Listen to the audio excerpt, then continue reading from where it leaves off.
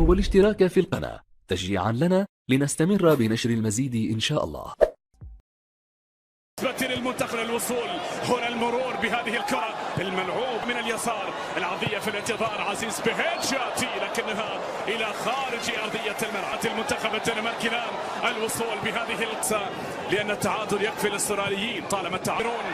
أستراليا وتونس والكاميرون دون عن المونديال. خطيرة هنا المحاولة الدنماركي لا تزال، العرضية المرسلة خطير، فارق الأهداف له 0-0. هنا كرة ملعوبة أمام كرة من هذا المكان، ملعوبة لمصلحة المنتخب الدنماركي إلى خارج أرضية الملعب. كلها الكرة ملعوبة للدنماركيين، خطيرة من الجهة اليمنى. الكانجارو ناوي خطير المحاولة لمنتخب أستراليا. الله الله الله الله الله، هذا كثير جدا، هذا كثير جدا. يسجل المنتخب الأسترالي أول أهداف المباراة. الراية لأنه اللاعب الدنماركي الوحيد يريدون إحراز أكثر من هدف. خطير المحاولة، خطيرة، يا الله يا الله الله الله الله الله الله الله. لا لا لا لا لا لا لا يا استرالي، لا خطيرة هذه، ملعوبة إلى الأمام مستمرة المحاولة. يا دولبيرغ، يا دولبيرغ، اللاعب البديل. طبعا هنا الكرة لدينا، العرضية المرسلة.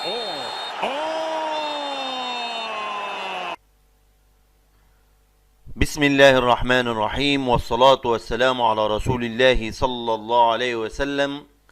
اهلا بحضراتكم معانا متابعينا الكرام. ان شاء الله في الفيديو ده هنعرف مع بعض موعد مباراة منتخب كرواتيا ومنتخب بلجيكا في الجولة الثالثة من دور مجموعات بطولة كأس العالم قطر 2022، وهنعرف مع بعض القناة الناقلة ومعلق المباراة، فتابعونا. ان شاء الله مباراة منتخب كرواتيا ومنتخب بلجيكا في الجولة الثالثة من دور مجموعات كأس العالم قطر 2022 تتلعب يوم الخميس الموافق 1/12/2022.